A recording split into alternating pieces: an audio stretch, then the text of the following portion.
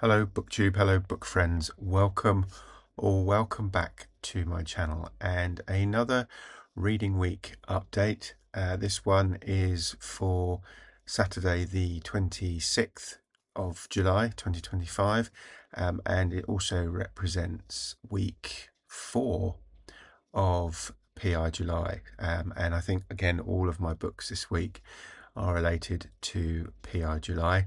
So let's get through and talk about the ones I've finished, and then I'll talk about the one that I'm currently reading. So first up, I think I've mentioned at least 2 of these last week as books that I was currently reading or listening to in case of the audiobook, and others I think are new. So let's talk about Farewell My Lovely by Raymond Chandler. As you can see, this was an audiobook, and I'd started this and I don't think I'd got that far with it last week. There was a kind of introduction which tied together a death at a club by a very large gentleman called Moose Malloy, who was looking for his girlfriend. He'd been sentenced to time in prison for an armed robbery, and when he got out he couldn't find his girlfriend, so had gone looking for her and gone to the club where she used to work, which had changed hands, so they didn't really know anything about who she was or where she was. Philip Marlowe had happened upon Moose going into this club and had been dragged into it kind of almost coincidentally. He decided that he was going to investigate because he didn't think the police were particularly bothered about the killings at the club, because they were the police were kind of going to ignore them and be racist about it because they were the people who were killed were black, and so he decided he was going to investigate. He tracked down the wife of the previous owner, who didn't really know where the woman was, kind of denied knowing who she was, but he quickly realised that she was bluffing. At the same time, Philip Marlowe was also hired to, I wouldn't say bodyguard, but escort someone on a ransom payment, and that someone ended up being murdered. And then the story started to get a little bit more complicated because it looked like the two strands were related, because the person who was murdered owned the house of the woman who was the wife of the husband of the owner of the club, and there was a series of jewelry thefts that were involved, and anyway, it became quite a complicated plot, and ultimately Marlowe worked it all out, as you would expect, and solved the crimes, plural, and yeah, it was, I wouldn't say it was a happy ending. That would be the wrong thing to say, but he did get to the bottom of what was going on, and it was quite entertaining. I really enjoyed listening to it. It didn't suffer from the dodgy pickups that the previous Raymond Chandler audiobook from the same company that I listened to. There was one that I've noticed, but it wasn't as bad or as frequent as the previous book, so that was a bonus as well. So yeah, I'd recommend it, either as an audiobook or as a regular book, but yeah, definitely enjoyed that one. And then I decided, having talked about in a previous video, which I'll put a card up for you, about Stephen King and his private eye character, Holly Gibney. I thought I would read the latest Holly Gibney, Never Flinch, which came out, I want to say, in May this year, and I had it pre-ordered and hadn't got round to reading it. I think I'd started this last week and hadn't got very far. And to be honest, at the time, I think I was struggling with it a bit. And it's not his best book. It's not his best Holly Gibney story by a long way. And it's also, I found it interesting that a lot of the PI books that I've read thus far this month have all been, by and large, written in the first person or in the second person. And this was very much written in the third person. And it has puts a completely different complexion on the story. When it's first person, you very much are in the footsteps of the investigator, the PI, and you're seeing it through their eyes and not all of the things that are obviously going on in the background that they're not privy to. You don't know about either, and you only know what they know. With this in the third person, there are periods where you get to see what the serial killer is doing. You get to see, what some of the police investigators are doing.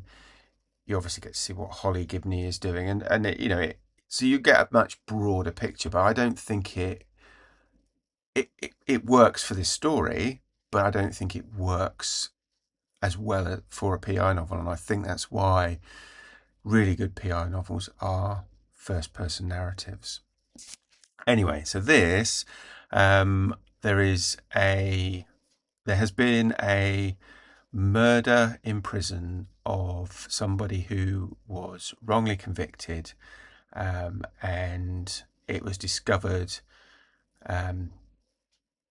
that he had been wrongly convicted. Somebody had confessed to the killings and said, he'd been wrongly convicted of having child pornography. And somebody confessed to that child pornography being planted, and he had been the one who had planted it, and it was over the guy who'd been wrongly convicted getting a promotion over the guy who'd framed him. So sorry, there was no killing involved, but he had then, subsequent to that coming out, before he could be released, he had been killed in prison. And so somebody writes to the police to say that the person who was wrongly convicted should be avenged, and he was going to avenge it by killing 12 innocent people and one guilty person. And so that starts to happen, and as the killer kills his victims, he leaves a name in the hand or nearby each victim as he goes, and that name turns out to be one of the jurors on the original trial, and so it goes on. And there is then a second plot, which is Holly providing bodyguard services to an outspoken feminist who has just written a book and is on her book tour, and she has been threatened. She has also been her assistant has been attacked, but that was a case of mistaken identity. They thought they were attacking the author. And then there has been various other things that have happened, and so they've hired Holly to protect them on the remainder of the tour. And yeah, I just don't think either storyline was particularly well told. It was an okay book, but I did struggle with it. I really wasn't, when you're talking about a sort of 400-page novel, you'd really need something that kind of, you basically knew everything from the get-go, more or less. And you saw the kind of mistakes that the police were making in investigating, things that they would, as soon as they realised, what was going on, there were a couple of things they should have done and didn't do, that were glaringly obvious, and maybe would have got them to the to the killer quicker. So yeah, I mean, Stephen King himself in his afterwards said it wasn't his best book, and it was one that he struggled to write for health issues. So, I'm not, don't want to be too kind of down on him for, maybe just not quite getting it all together for this. But, you know, I, if you're a Stephen King fan, it's worth a read. If you're going to read it as a PI novel, maybe read something else, I would say. But yeah, worth it as a Stephen King fan, worth a read. And then to follow that up, I went back to something that was in the first person narrative, and read the second in the Mickey Spillane Mike Hammer series, My Gun is Quick. This one, again, quite a short book, about a couple of 100 pages.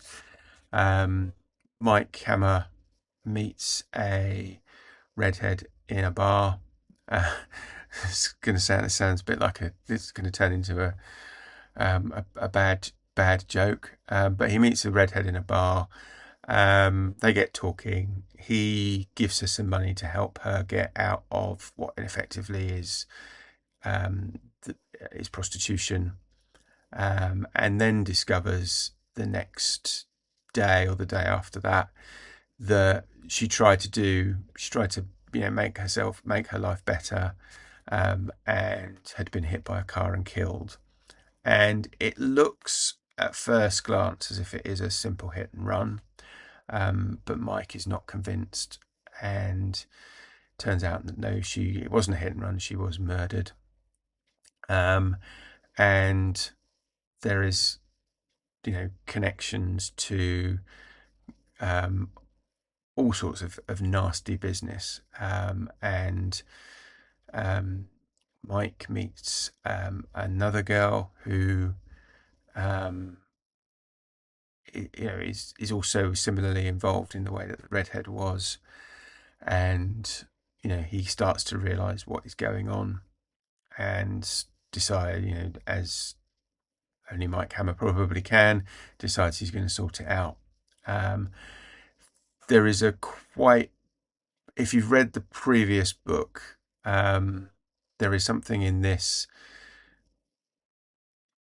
that I thought anyway was quite predictable towards the end. I won't say what that is because that would spoil the plot.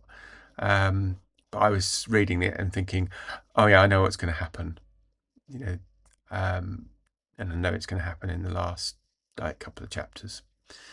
So yeah, that slightly tainted it for me, but I really enjoyed this. This was a really good book, a really good read. So I would recommend that too. And then finally, what am I reading now? Still feeling a little bit kind of slumpy even after reading that Mike Hammer. I thought I need something that I know I'm going to enjoy, and so comfort read time again, and another Dick Francis from his Sid Haley series, The Private Investigator. So this is Come to Grief. I'm only not quite halfway through, I would guess, and I am really enjoying this. It's just the kind of tonic that I needed.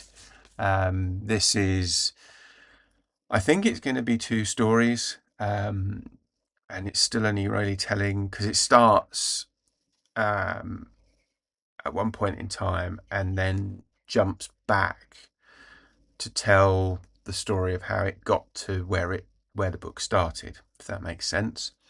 So there's a bit of a kind of time jump backwards, and that I haven't. I think it's probably another chapter in which it kind of gets to back to where the book started from.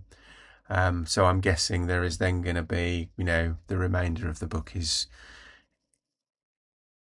I don't know. It could be a continuation of that same story, or it could be a completely different one. I don't know. I don't quite know what's happening. But the story that it starts with is around investigation of some horses that have been really badly mutilated. So they're out. For those of you who don't know, Dick Francis writes about kind of horse racing and the associated kind of industries around it. And these are kind of horses that are effectively pets, owned by families, ridden by young girls who want a pony or whatever, and are in fields that are relatively accessible. And it mirrors something that happened. I can remember happening probably around the time the book was written. I guess maybe that's where some of the kind of inspiration came from. So this was originally published in 1995.